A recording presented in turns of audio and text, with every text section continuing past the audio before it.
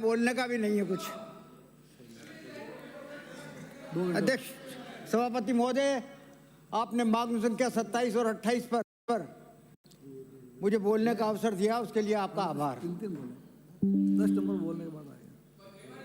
जहाँ तक health department का सवाल है, ये लाखों लोगों के जीवन रेखा का आधार है हेल्थ डिपार्टमेंट, लेकिन हो क्या रहा है? हर जगह पिछले कुछ वर्षों में इस विभाग की बदहाली, भ्रष्टाचार, अनियमितताएं, लापरवाही सब कुछ देखने को मिल गई इन 2 सालों के अंदर अंदर। 2 साल में नहीं नहीं नहीं नहीं, गलत बात।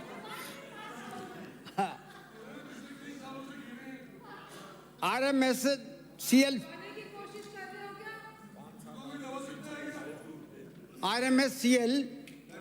बायोमेडिकल उपकरणों की मरम्मत,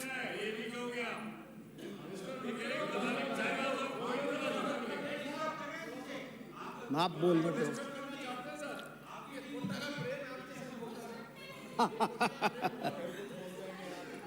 बायोमेडिकल उपकरणों की मरम्मत और रखरखाव के लिए 343 करोड़ रुपए का आपने टेंडर जारी कर दिया, जो हकीकत में जिसकी अनुमानित लागत सिर्फ 168 करोड़ रुपए थी। उसके बारे में आप मेहरबानी करके इसका जवाब दें कि क्या आपने क्या किया है, क्या नहीं किया है उसका। RMSL का उद्देश्य है कि गुणवत्तापूर्ण दवाइयाँ मुहैया करवाना, और ऐसी दवाइयाँ खरीद ली गई जिसमें साल्टी नहीं है। उनकी क्या जांच हुई कि नहीं हुई, ये बताएंगे? मेहरबानी करके आप अपने जवाब में जरूर बताइएगा। सरकारी अस्पतालों में करोड़ों रुपए के उपकरण जो है वो खराब पड़े हुए हैं, करोड़ों, खुले ही नहीं। ले लिया, उन पर प्लास्टिक की वो चिपक रही है, तो आज तक खोले तक नहीं। इन 2 सालों में जो हम खरीद करके ले गए, रख गए हम। अरे उनको तो काम में ले लो भाई, नया मत खरीदो, लेकिन वो तो काम में ले लो कम से कम। राजस्थान गवर्नमेंट, ये आपकी RGHS में अनियमितताओं की खबरें लगातार आती हैं, अखबार में खूब सुर्खियां आती हैं इसके बारे में। दवा की दुकानदारों का आपका 800 करोड़ रुपए का पेमेंट बकाया है। जिस आदमी का 10 लाख रुपए बकाया है दुकानदार का, उसको 50,000 रुपए देकर के कह देते हैं कि चालू कर ले। 800 करोड़ रुपया निजी अस्पतालों का तो पता नहीं कितना बकाया है आपने। ये तो हाल है आपका। और आप कहते हो कि साहब ने बजट जो है पिछली कांग्रेस की सरकार से ज्यादा का बजट दे दिया। क्या दे दिया? पैसा है नहीं आपके पास। मरीजों को दवाई नहीं मिल रही। 8 महीने से जो पेमेंट बकाया है, इस पर जरा गौर कीजिएगा। इसका बड़ा बुरा नतीजा निकल रहा है कि जब पेशेंट वहां पर जाते हैं, पेंशनर जाते हैं, तो उनको यह कह दिया जाता है कि साहब ये दवाइयाँ नहीं है, जबकि मौजूद रहती है। दुकानदार कहता है कि दुकानदार झूठ बोल करके जो है उसको भगा देता है, क्योंकि वो जानता है कि पेमेंट आने वाला नहीं है सरकार से। तो भाई साहब, मैं तो ये ताज्जुब की बात है कि जो हालात अभी देख रहे हैं, अगर यही हालात सभापति महोदय जो कांग्रेस के टाइम पे कोविड आया था, अगर आज कोविड की जैसी स्थिति हो तो पता नहीं क्या हो इस राजस्थान का। ये संभाल नहीं पाएंगे।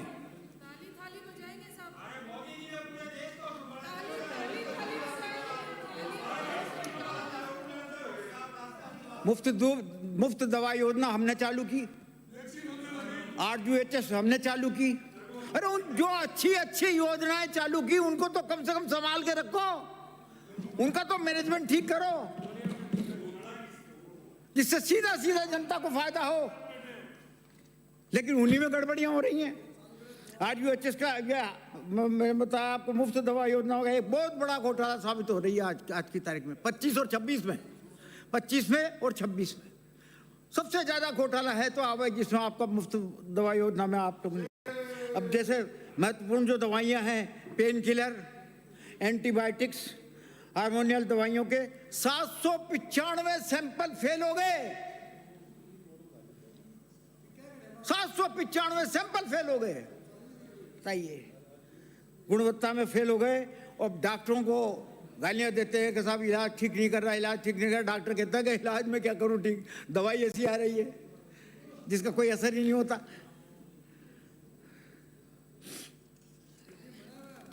जयपुर के एसएमएस के बारे में सब लोग बोले, कालीचरण जी भी बोले, हमारी बहन वो शिखा वो भी बहुत अच्छा बोली।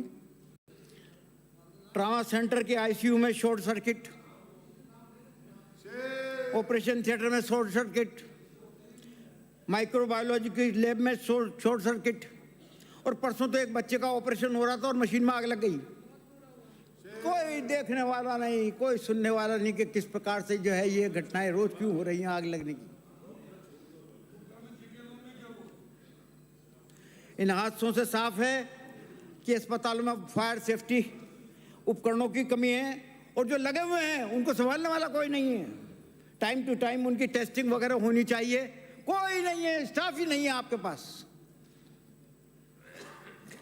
अस्पताल भवनों में अभी तक तो स्कूलों के बारे में जर्जर हालत सुनते थे, लेकिन अस्पतालों में 19% जो आपके प्राइमरी हेल्थ सेंटर और जो अस्पताल हैं उनमें जर्जर हालत है, उनकी मरम्मत तक नहीं हो रही। बड़े जोर शोर से आपने पिछले बजट में जो है रिम्स की बात कही थी कि सब रिम्स की स्थापना करेंगे। कहाँ गया रिम्स? कहाँ है? किस गली में है? कौन बैठता है वहां पर? किसको जाके दिखाएं? और ये भी कहा था बन जाएगा तो ये हो जाएगा, ये हो जाएगा, ये हो जाएगा। कहाँ जाएगा?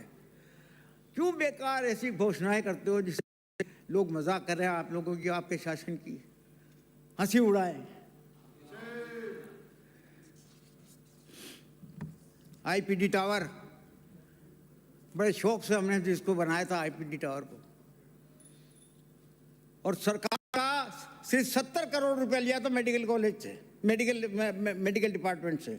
बाकी सब हमने जेडीए से और हाउसिंग बोर्ड से पैसा लगवाया था। उसमें सारे पैसे का इंतजाम किया, सारी फॉर्मेलिटीज पूरी की, और 24 में से 19 मंजिल तैयार कर दी। आज 2.5 साल हो गए, वो आईपीडी टावर आपसे तैयार नहीं होगा। 19 तो हम कर गए, आपको तो 24 ही करना था भाई। वो 24 भी आपसे 2.5 साल में नहीं हुई। और उसी के पास में जो कार्डिक सेंटर बनाया और वो 8 मंजिल था, 8 मंजिल में से सिर्फ 4 मंजिल पे ही काम रोक दिया। तो मतलब ये हो गया कि सिर्फ कार्डियोलॉजी का तो काम होगा वहां, लेकिन कार्डिक सर्जरी का काम नहीं होगा। क्योंकि ऊपर की जो 4 मंजिल थी उस पर कार्डिक सर्जरी का काम होना था। ये ऐसी योजना थी, देश में कहीं पर भी दूसरे इतना बड़ा टावर नहीं मिलेगा आपको कि जहां पर 2000 की आबादी हो। अब सबसे बड़ी दिक्कत तो यह है कि इसको तो धीरे धीरे जैसे भी करना चाहो कर देना पूरा, लेकिन पार्किंग का इंतजाम देखो। मेरा आपसे अनुरोध है कि इसके बारे में आप राज्यपाल महोदय से बात करें। हमारे टाइम पे हमने ये प्लान बना लिया था, लेकिन हाँ नहीं दिया, नहीं, वही मैं बता रहा हूँ।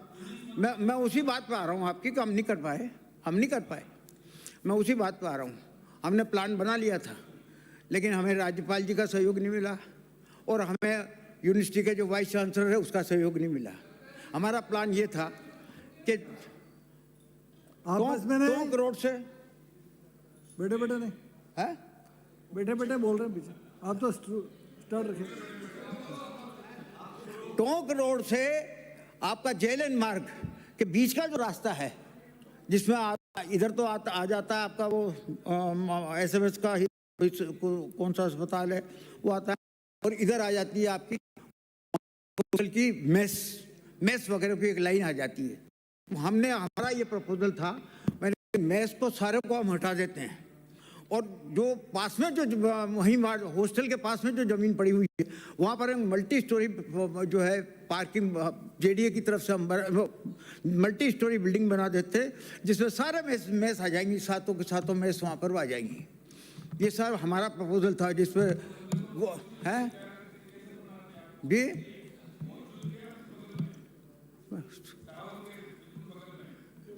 क्या कहते हैं हैं? मैं बात कर रहा हूँ आपसे मारदास कॉलेज हॉस्टल के पीछे की जो मेस बनी हुई है उनकी, वो जो लाइन से बनी हुई है।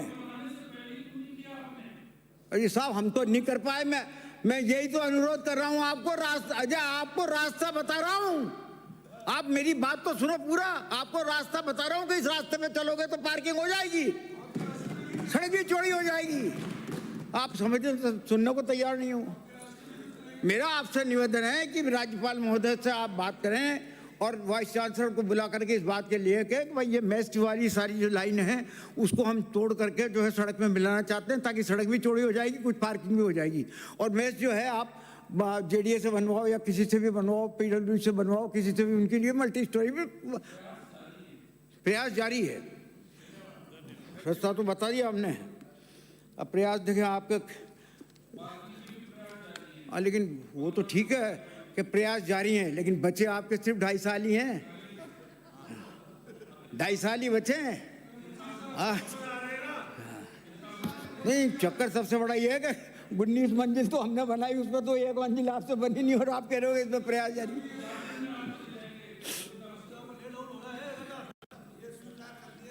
अब ये बताइए RGH में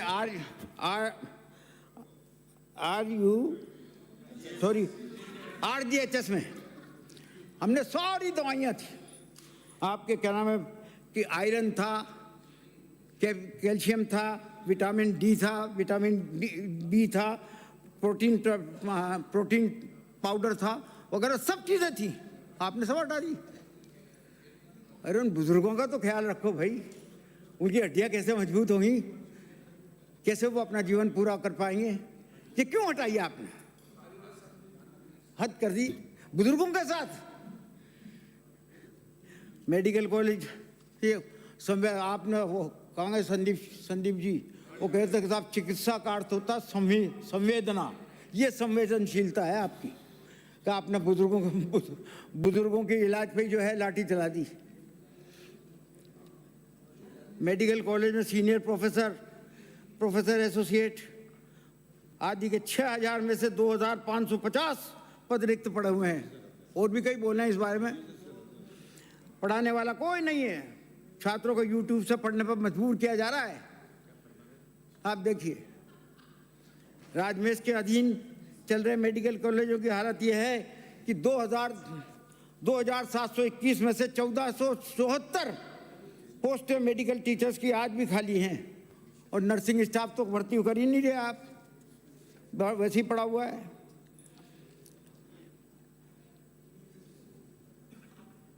सभापति महोदय मेरा टाइम हो गया क्या पूरा? ठीक है विराजो। बस 2 मिनट।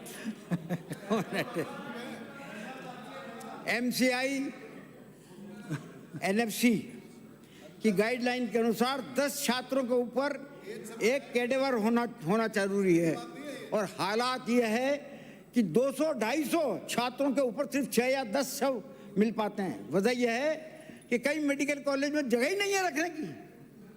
कल या परसों के अखबार में उसमें समाचार पत्रों में था कि साहब चित्तौड़ के मेडिकल कॉलेज में जो है वो सीढ़ियों के नीचे जो है शव पड़े हुए हैं। ये तो हाल है, कैसे सीखेंगे ये बच्चे? राजमेश में नए मेडिकल कॉलेज के लिए केंद्र से मिली राशि 1190 करोड़ रुपए आपने खर्च नहीं की, इसका तो जवाब दे देंगे। राजमेश में नए मेडिकल कॉलेज के लिए केंद्र से जो आपको 1190 करोड़ रुपए मिले वो क्यों नहीं खर्च हुए? इधर तो दवाई दुकानदार रो रहे हैं बेचारे, 800 करोड़ रुपए उनको बकाया है, निजी अस्पताल वाले रो रहे हैं, दवाइयां नहीं मिल रही लोगों को, बुजुर्गों को दवाई नहीं मिल रही, पेंशनरों को दवाइयां नहीं मिल रही। प्लान एक्सपेंडिचर में आपने 24-25 में 635 करोड़ रुपया जोधपुर में, 435 में से 434 करोड़ रुपया खर्च किया, 200 करोड़ रुपया खर्च ही नहीं किया। इसी तरह 25-26 में 542 में से 302 करोड़ रुपया खर्च किया, 240 करोड़ रुपया इस साल भी कम खर्च किया। हालात ये है, ग्रामीण क्षेत्रों की में स्थिति और भी खराब है। नए खुले मेडिकल कॉलेज में बुनियादी सुविधाओं की कमी है, नाम के मेडिकल कॉलेज हैं, स्टाफ नहीं है, पैरामेडिकल स्टाफ नहीं है, सारा उपकरण नहीं है, सब कुछ नहीं है। मैं तो ताज्जुब की बात है कि तो आप देखिए नियमित तौर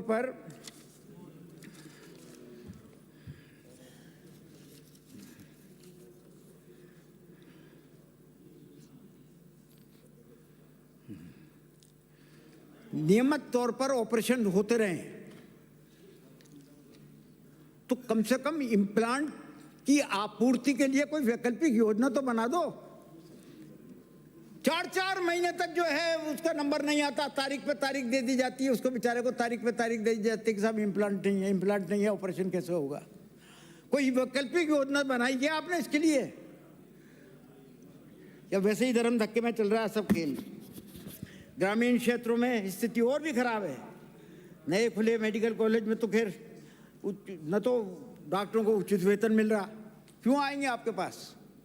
प्राइवेट कॉलेज में जाएंगे, प्राइवेट हॉस्पिटल्स में जाएंगे, तो इसलिए ये सारा सब कुछ संभालो। मैं तो आपसे आखिर में यही निवेदन कर रहा हूँ कि जो फैसिलिटीज जो कमियाँ आपकी लोग बता रहे हैं, जितने भी भाषणकर्ताओं ने अच्छे भाषण दिए हैं और जो कमियाँ बता रहे हैं, कम से कम दवाइयों की पूर्ति के लिए तो उस पर तो पूरा ध्यान दो आप। उसका पैसा मत काटो, दवाइयाँ बढ़ाओ, इम्प्लांट बढ़ाओ, जो उपकरण नहीं मिल रहे हैं आप वो उनका इंतजाम करो। और कम से कम इस आईपीडी टावर का तो भगवान करे इसका भला करो। बेचारे इतना पैसा हमने लगाया, इतना सब कुछ किया, देश का नंबर 1 आईपीडी टावर होगा ये, इसको तो बचाए रखो। धन्यवाद। राजी कोटा उत्तर से आने वाले माननीय सदस्य ने चिंता की बुजुर्गों की, इधर भी है और बाहर भी बुजुर्गी है, विशेष ध्यान रखा जाए बुजुर्गों का।